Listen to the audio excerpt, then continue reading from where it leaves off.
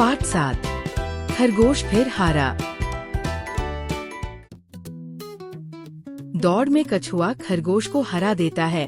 ये उक्ति सुनते सुनते जब कान पक गए तो एक युवा खरगोश तैश खा गया। न जाने वो कौन सा पूर्वज था जो बीच दौड़ में सो गया और हमेशा हमेशा के लिए खरगोश जाति के मुंह पर कालिक पोत गया। भला कहा कछुआ और कहा खरगोश।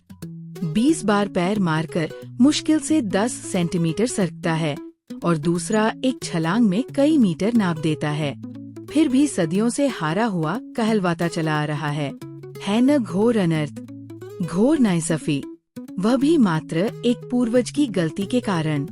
न जाने कौन सा नशा करके दौड़ा था या फिर अपनी टांगों की उछाल और रफ्तार के घमंड में चूर हो गया था।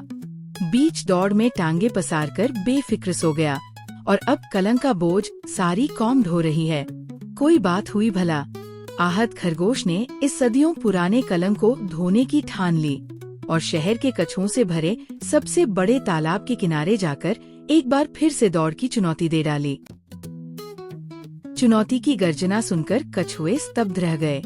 मुंह से एक बोल भी नहीं फूटा, उत्तर ही नहीं सूझा। दौड़ में अच्छी खासी प्राचीन ख्याति चली आ रही थी। आज ये कौन सिरफिरा चुनौती देने आ पहुंचा?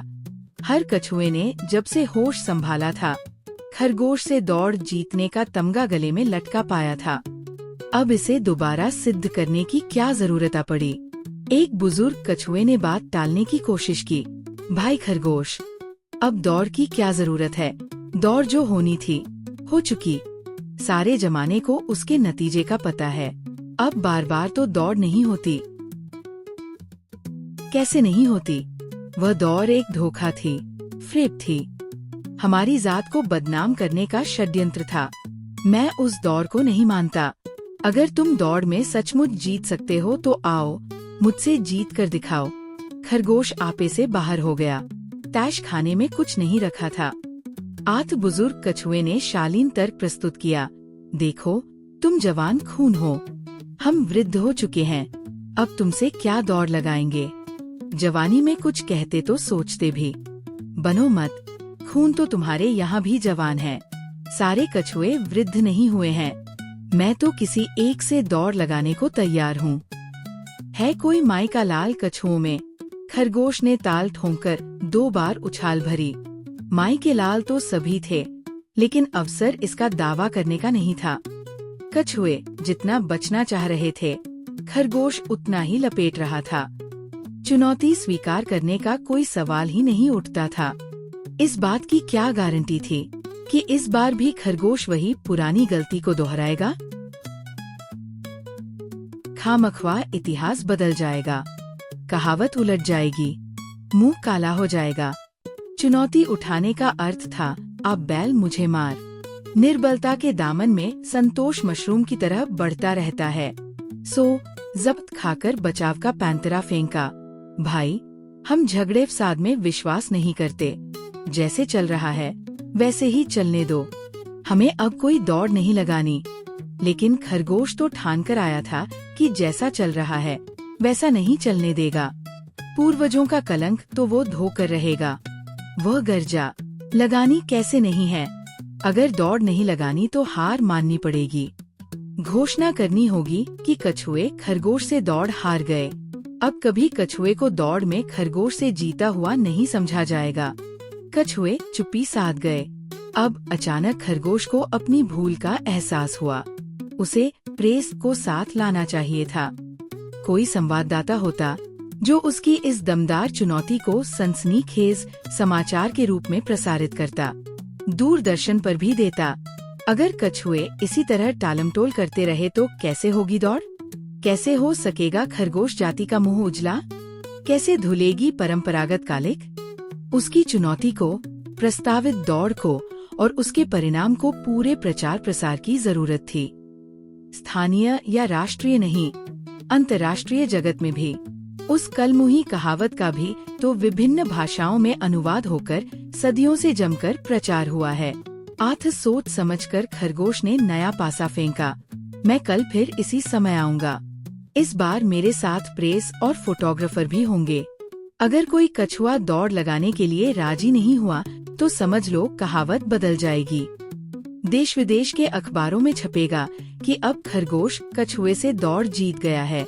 खुली चुनौती के बाद भी कछुआ दौड़ में खरगोश को नहीं हरा सका। वह कहावत कोई तुम्हारी जागीर नहीं है जिसका फायदा तुम लोग पीढ़ी दर पीढ़ी उठाते चले जाओगे। खरगोश तो उफनता भी फरता अगले दिन आने के लिए कहकर लौट गया, लेकिन कछुओं की चेतना घंटों तक नहीं लौटी।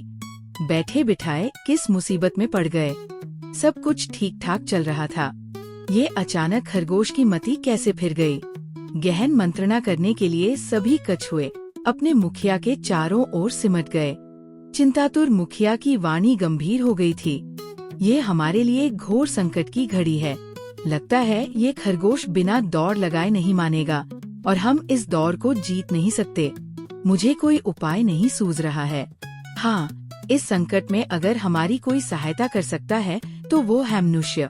उसमें सोचने समझने की ताकत हमसे कुछ ज्यादा है। ईश्वर ने उसके मस्तिष्क का आकार प्रकार हमसे बड़ा और ज्यादा पेचीदा बनाया है। उसमें दिन रात नई नई खुराफातें पकती रहती है। अगर वो हमारी सहायता करना चाहे तो कोई न कोई जुगाड़ जरूर निकाल लेगा। लेकिन मनुष्य जाति तो बहुत लालची है, बिना फायदा देखे तो एक फली भी नहीं फोड़ती। हमारी सहायता क्यों करेगी? एक बुजुर्ग कछुए ने टोका।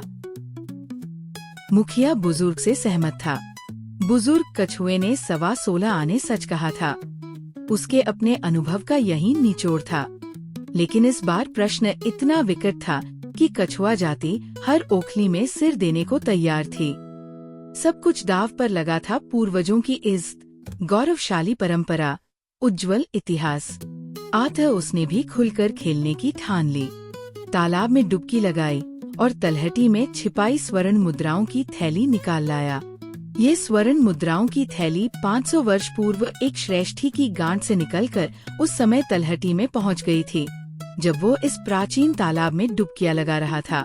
इस थैली की खोज मुखिया के पूर्वजों ने की थी और तभी से ये एक पुश्तैनी धरोहर बनकर पीढ़ी दर पीढ़ी उसके परिवार के पास चली आई थी। शायद आज उसके सदुपयोग का उचित अवसर आ गया था। स्वर्ण मुद्राओं की थैली लेकर कछुओं का मुखिया मनुष्य जाति के प्रसिद्ध वकील तिकड़मदास के पास पहुंचा। रो रो कर अपनी सारी व्यथा सुनाई और सहायता के लिए पुरजोर गुहार की। नामी वकील तिकड़मदास ने मुंह टेढ़ा कर लिया, उलाहना दिया, कछुए होकर खरगोश से दौड़ जीतना चाहते हो? खरगोश की छलांग देखी है कभी? कछुए ने तिकड़मदास के सामने स्वर्ण मुद्राओं की थैली खोल दी। थैली खुलते ही स्वर्ण मुद्राएं बिखरकर फैल गईं। तिकड़मदास ने आँखों से गिनती कर ली। खरे सोने की पूरी 21 मुद्राएं थी। सहज स्वाभाविक प्रतिक्रिया हुई। उसकी आँखों में चमक और आवाज में सहानुभूति उमड़ पड़ी। तुम मुझसे आखिर क्या चाहते हो? तिकड़मदास ने 2 मिनट सोचा, फिर स्वर्ण मुद्राएं बटोरी और बोला, जाओ, तुम्हारी इज्जत बची रहेगी। अब जब खरगोश आए तो उसे मेरे पास ले आना। कहना कि ये प्रतियोगिता मेरी देखरेख में होगी। बाकी सारी बात मैं संभाल लूंगा। तुम निश्चित रहो। कछुआ और बहुत सारी बातें कहना और जानना चाहता था, लेकिन तिकड़मदास आगे कुछ भी बोलने बताने के मूड में नहीं थे। आत कछुआ मन मसोसकर वापस लौट आया। उसको ये नहीं बताया गया था कि तिकड़मदास सारी बात कैसे संभालेगा। जब सारी कौम पर संकट हो तब भला मौखिक आश्वासन से मुखिया कैसे निश्चित हो सकता था। उसे तो ये भी नहीं बताया गया था कि दौड़ होगी या नहीं। दौड़ हुई तो जीत कैसे होगी? मुखिया के साथ साथ सारी जाति चिंतित थी। एक ने कह ही दिया, मुझे तो लगता है कि स्वर्ण मुद्राएं बेकार ही गईं। मनुष्य भला खरगोश से हमें कैसे जिताएगा? हमारी जगह खुद तो दौड़ने से रहा। सुनकर मुखिया ने आंखें तरेरी। तू अभी मनुष्य स्वभाव को नहीं जानता। पैसे की खातिर वो सब कुछ कर सकता है। आज के दिन उसमें कहीं ईमानदारी बाकी है तो बस बेईमानी के कामों में ही। तू देखता रह, स्वर्ण मुद्राएं बेकार नहीं जाएंगी। अपना तिकड़मदास कोई न कोई तिकड़म भिड़ा कर रहेगा। अगले दिन जब खरगोश आया तो कछुआ उसे तिकड़मदास के पास ले गया। खरगोश अपने साथ 2 प्रेस संवाददाता भी लाया था। खरगोश अपनी जीत के लिए इतना आश्वस्त था कि तिकड़मदास को इस दौड़ का रेफरी बनाने में भी उसे कोई ऐतराज नहीं हुआ। तिकड़मदास रेफरी ने प्रतियोगिता की शर्तें गिनानी प्रारंभ की। यह एक लंबी दौड़ होगी जिसमें प्रतियोगी 10 किलोमीटर की दूरी एक बार में तय करेंगे। मुझे मंजूर है, लेकिन इस दौड़ के विजेता के गले में फूलों की माला डालकर उसका फोटो खींचा जाना चाहिए और दूरदर्शन पर भी दिखाया जाना चाहिए। खरगोश ने अपना प्रस्ताव रखा। वह निश्चित जीत का कल्पना चित्र साकार देख रहा था। तिकड़मदास ने दूसरी शर्त रखी। दौड़ शुरू कराकर हम कार से प्रेस फोटोग्राफर को लेकर निश्चित स्थान पर पहुंचेंगे। जो प्रतियोगी 10 किलोमीटर दौड़कर निश्चित स्थान पर पहले पहुंचेगा, उसे ही विजेता घोषित किया जाएगा। तिकड़मदास ने तीसरी शर्त रखी। पहले पहुंचने वाले प्रतियोगी को विजेता घोषित किया जाएगा। वह घोषणा अंतिम और सर्वमान्य होगी। इसकी कोई अपील नहीं होगी। इस दौड़ में हारे हुए प्रतियोगी को या उसकी कौम के किसी सदस्य को फिर कभी भविष्य में दूसरे प्रतियोगी की कौम को दौड़ के लिए चुनौती देने का अधिकार नहीं रह जाएगा। कछुओं और खरगोशों के बीच ये सदासदा के लिए अंतिम और मान्यता प्राप्त मुकाबला होगा। खरगोश खुशी से झूम उठा। यही तो वह चाहता था। उसने भी तीसरा प्रस्ताव रखा। क्या इस प्रतियोगिता को T0V0 पर नहीं दिखाया जा सकता? केवल अंतिम स्थल पर विजय के क्षणों को T0V0 पर दिखाया जाएगा। यहाँ तिकड़मदास ने खरगोश का मन रख लिया था। प्रतियोगिता का दिन और समय तय करके सभी चले गए, लेकिन कछुओं का मुखिया अभी भी सिर झुकाए चिंताग्रस्त खड़ा था। चाहकर भी वो स्वर्ण मुद्राओं के साथ अपनी चिंता मनुष्य को स्थानांतरित नहीं कर सकता था।